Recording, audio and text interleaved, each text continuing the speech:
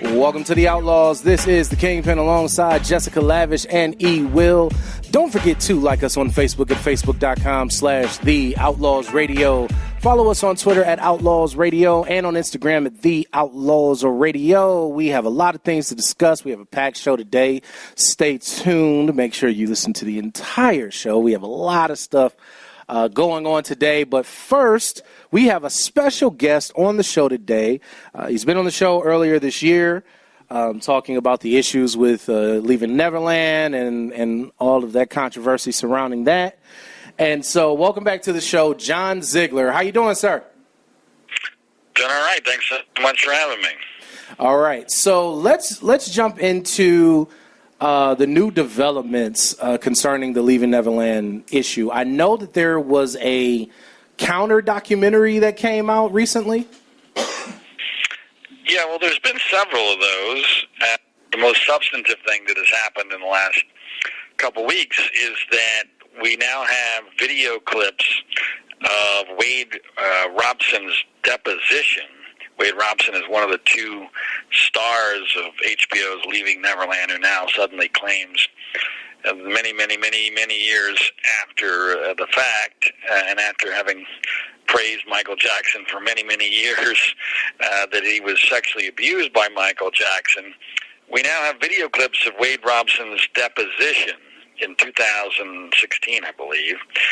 And what's really interesting about this is that the deposition, at least parts of it, come almost literally just before the interview that he did for Leaving Neverland. And so it makes it even more difficult to be able to rationalize why he's so dramatically contradicting himself so far after the fact and so close to when Dan Reed, the director of Leaving Neverland, interviewed him. And by the way, I'm not 100% sure it was 2016. It might have been 2018. But regardless, I do know that the deposition occurred just before Dan Reed began interviewing Wade Robson. And there's numerous things in the deposition that if you have a remotely open mind, you go, wait a minute, this doesn't make any damn sense.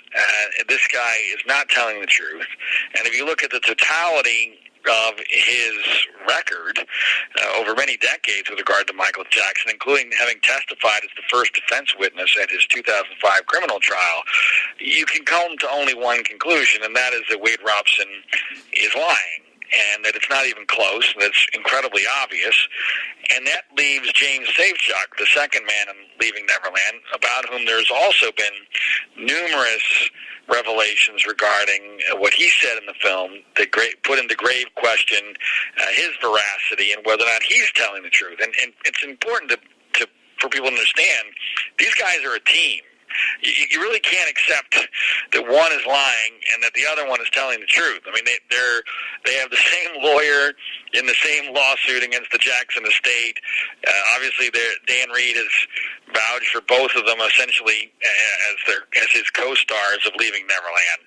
So if Robson is lying, and I'm very confident that he is, then the idea that Safechuck is somehow telling the truth becomes almost a fantasy, and there are plenty of reasons substantively to question Safechuck's story already. So those are really the most recent developments with regard to a film that, frankly, I'm amazed, and it's pretty sad, is even being remotely taken seriously. I mean, it is a joke. The movie is a joke, only it's a very serious joke because it is having a great impact, damaging the legacy of a man who is dead and cannot defend himself in Michael Jackson. Mm-hmm.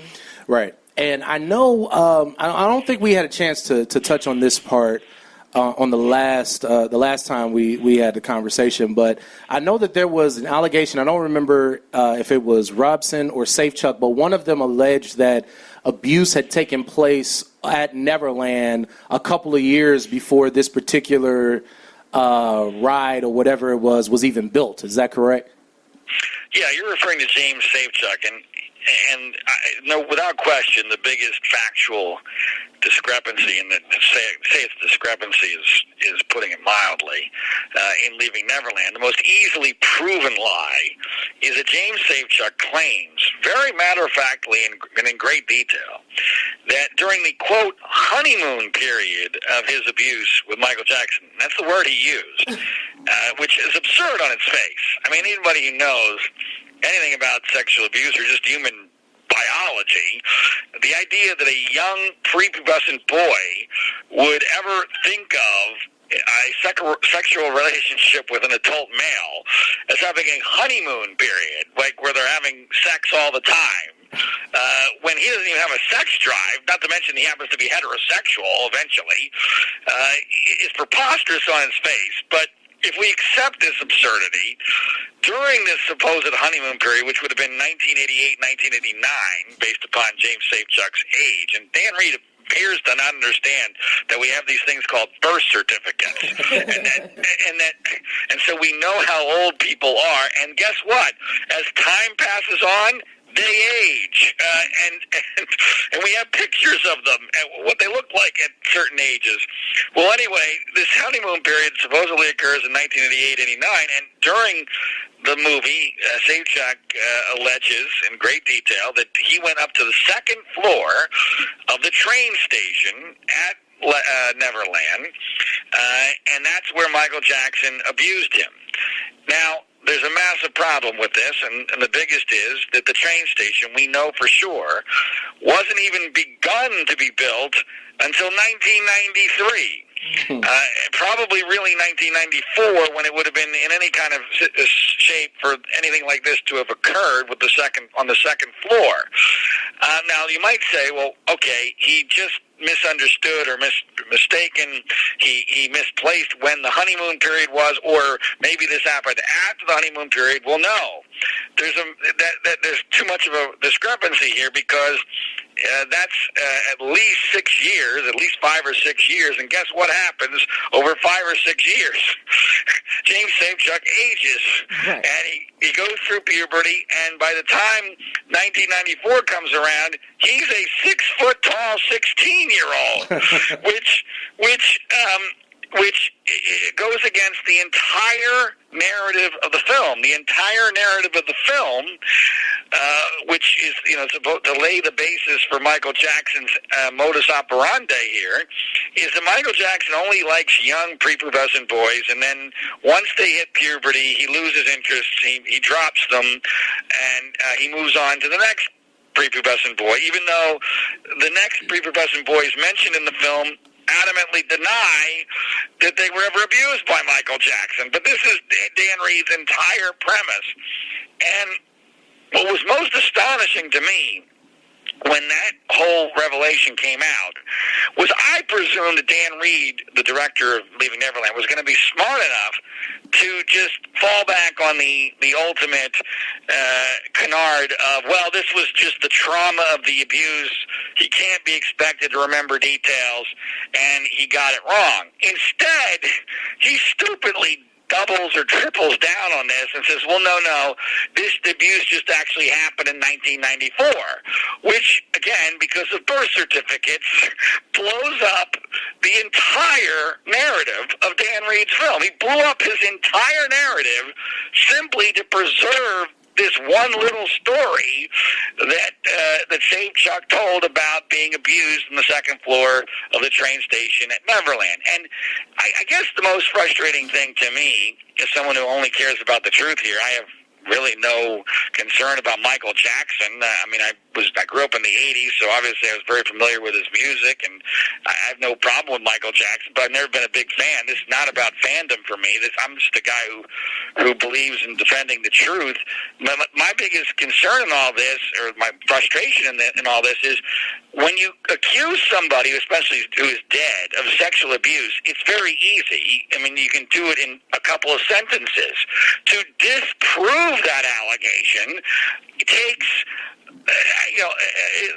hours of explaining context and explaining, just what I just explained right there about James Safechuck and the train story took 5 minutes, right. And that's just one very small element of his story. So the lie is incredibly easy to tell, and in this short attention span world, politically correct world, where we're not allowed to subject accusers to any scrutiny whatsoever, it becomes basically impossible to discredit someone's story. Mm-hmm.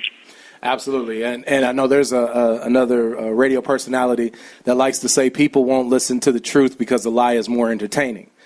And damn straight, that's 100% accurate. The truth is often very boring and mundane and can make us feel badly about ourselves, especially if we bought into a myth.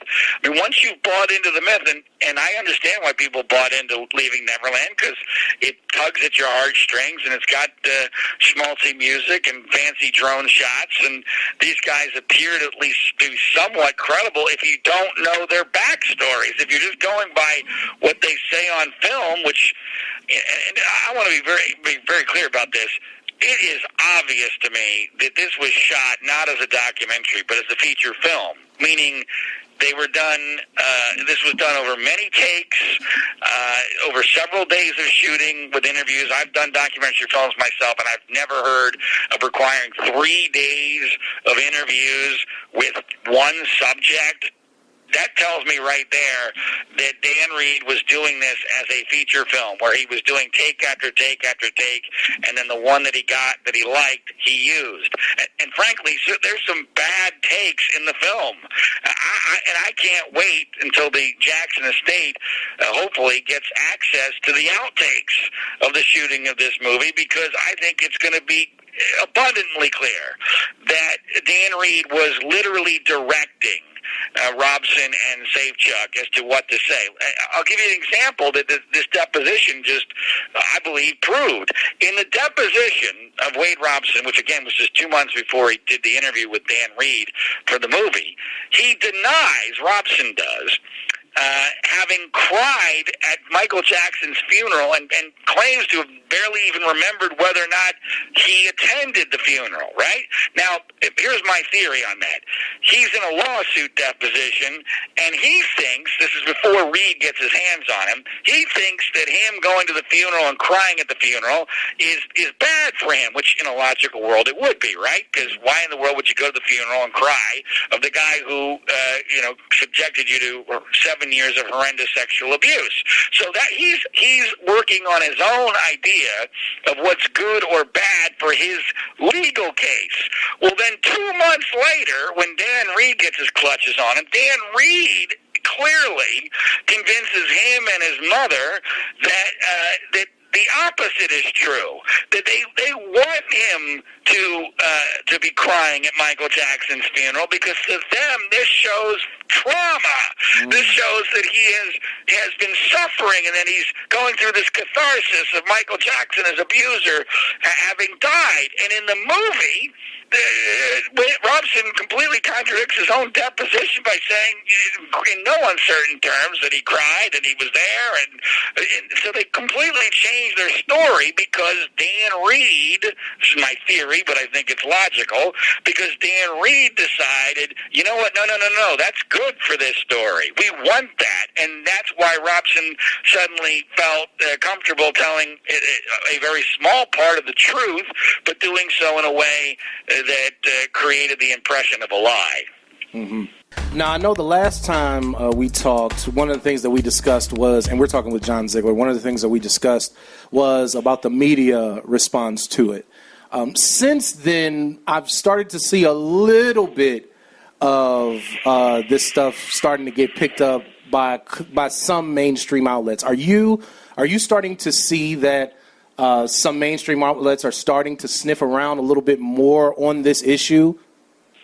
Not really. Fox News Channel did a segment on it with Geraldo Rivera, where Geraldo Rivera called these guys out as liars, and that's the only reason why Fox did this. And the only reason why Geraldo did this is because of the Wade Robson deposition video that we referred to having come out, and I guess Geraldo felt like this was the last straw, and this made it clear that Robson is lying. And so, he did say that on Fox News Channel, and there have been a couple of others outlets that have been a little bit I think there's maybe a little less fear.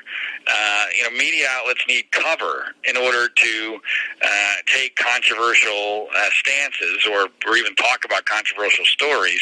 And there's a little bit of cover out there. But by and large, here's the bit. Again, this goes to my frustration over how you combat these types of allegations, because the initial allegation gets repeated and repeated and repeated by everybody, and it gets set in people's mindsets. And then once you find out that it's all bull crap, it gets mentioned one time, maybe on Fox News Channel or a couple of other places, and we're living in a world now where it's what gets repeated that matters, not what gets reported. Everything gets reported somewhere because we're so fragmented, but it's what gets repeated that matters, and the media only repeats something that's safe for them, and that it fits a narrative that they like, and it fits their agenda, whether that be ratings or politics or what have you. And so, there's no way to combat that. So I'm not ever optimistic that the news media is going to correct themselves once they make a mistake. There's just nothing in it for them.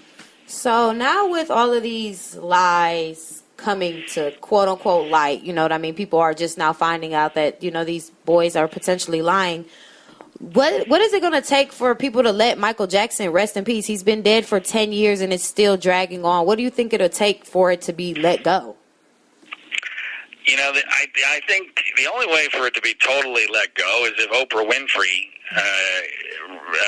acknowledges that she got duped and she pulls her support for this thing, which is not going to happen because her ego's too large, and I don't think she has a corporate incentive to do that. Or if one of the two accusers, Safe Checker Robson, or maybe one of the two moms, who were both huge Michael Jackson fans, if one of those four people were to suddenly renege or retract their statements, then I think that would have a major impact. I don't anticipate any of that happening because the five people I just mentioned are all very much invested in this film and in this narrative for very different reasons.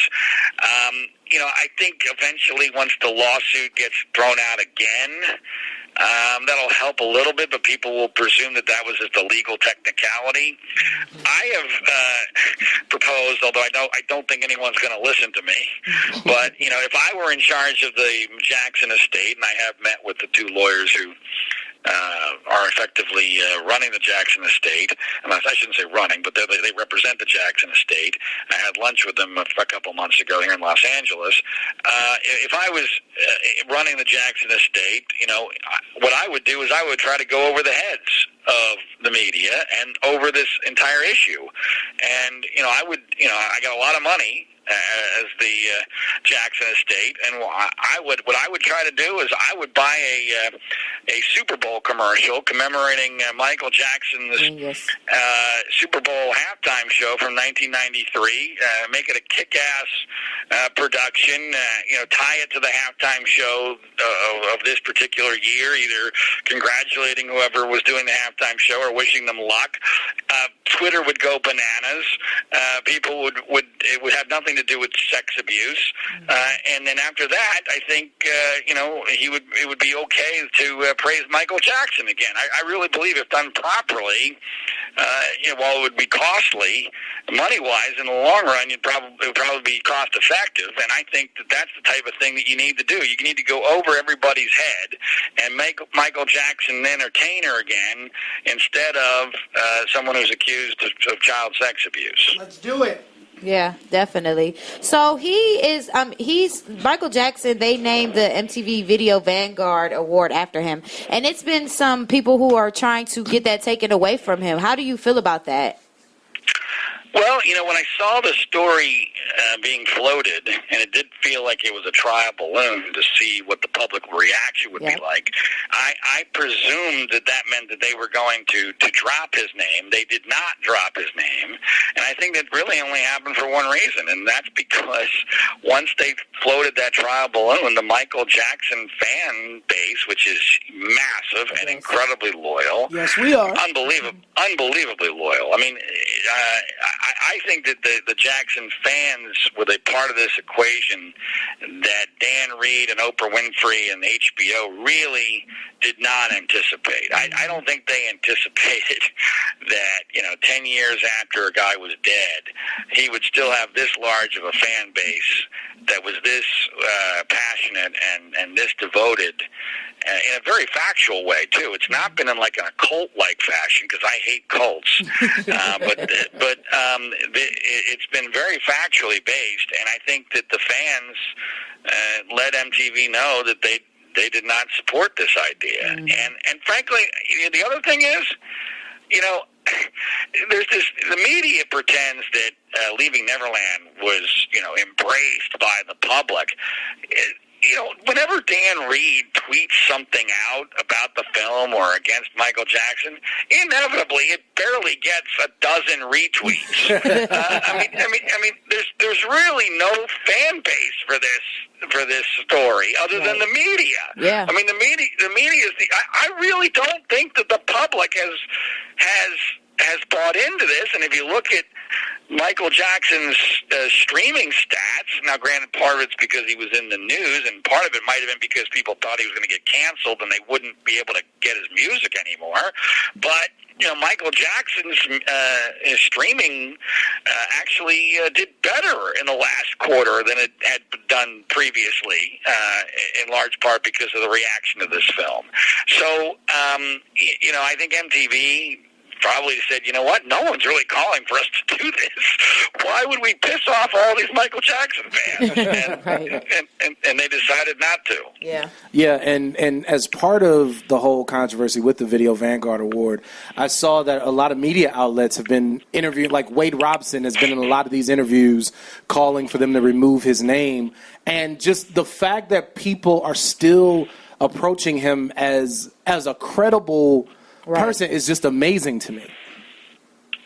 Well, what I found somewhat amusing about that whole situation is that Robson actually made, and I can't remember the exact quote, but it was something along the lines of, the people who have enabled Michael Jackson, should be condemned, or something along those lines. He was attacking effectively the enabling of Michael Jackson and the cover-up of Michael Jackson's abuse. And I'm like, wait a minute, Wade Robson, you just implicated yourself in as one of the major players in this alleged cover-up, because you, as an adult, in 2005, went in front of God and the public and everybody, put your hand in the air, took an oath that you wouldn't perjure yourself, and declared without any hesitation whatsoever that you were never abused by Michael Jackson. Well, guess what that did?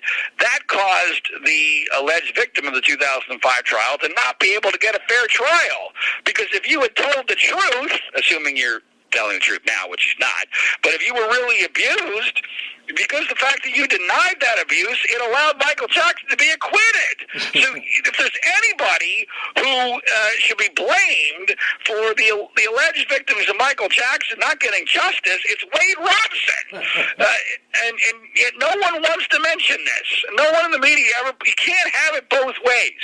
You cannot have Wade Robson both be a victim of Michael Jackson and be some sort of a crusader for child sex abuse victims. You can't. It's not possible because of what he did in 2005 during the trial of Michael Jackson. Mm-hmm. We're talking with John Ziegler, and I think to kind of put a bow on this thing and wrap this thing up, what's next? Where do you think this thing goes from here? Like, what do you think is next? I don't know. I mean, it feels to me like this thing is just going to hang out there where, the Michael Jackson fans clearly are not going to believe this. The Michael Jackson haters are going to believe this. The media will largely believe it. And, you know, I don't think, clearly Michael Jackson is not going to be canceled or decapitated in the way that Dan Reed or the people behind the movie were hoping for. That's not going to happen. But I still do believe, unless they do something dramatic, like, for instance, my Super Bowl commercial idea, that I think over time it's kind of like Michael Jackson's legacy has a leg injury. I mean, you know, where it's going to be very difficult over time for that to maintain itself. This will definitely be a handicap, and I don't think it's fair because I don't think it's based in the truth. But you know, I don't, you know, who knows in this strange world we live in. I don't see any major break in either direction. Like I said, there's really only 5 people who could dramatically change this, and I don't see any of those 5, Oprah, the 2 accusers, and the 2 accusers' moms. I don't really see anything changing as far as their incentives to actually tell the truth. If that were to occur, then this thing could evaporate pretty quickly. But my guess is it just hangs out there for the next foreseeable future. All right. I know you have a couple podcasts, sir, so take some time to kind of let the people know about that and plug those. Sure. The World According to Zig podcast, where I talk about this topic, and others like it quite a bit, and the Individual One podcast, where I discuss the news involving President Donald Trump. All right, and let everybody know how to follow you on social media and keep up with everything. Yeah, my Twitter handle is Zigman Freud. That's Zigman Freud. It's an old college nickname. Or you can just look me up at John Ziegler on Twitter, and I'm also on Facebook. All right, thank you so much once again for coming on the show and spending some time with us and talking about this issue. As always, we appreciate it, sir. Thanks for caring about the truth. Absolutely. Thanks for coming on. All right, stay tuned. We have more to come here on The Outlaws. The Outlaws Radio Show on iHeartRadio and the FCB Radio Network.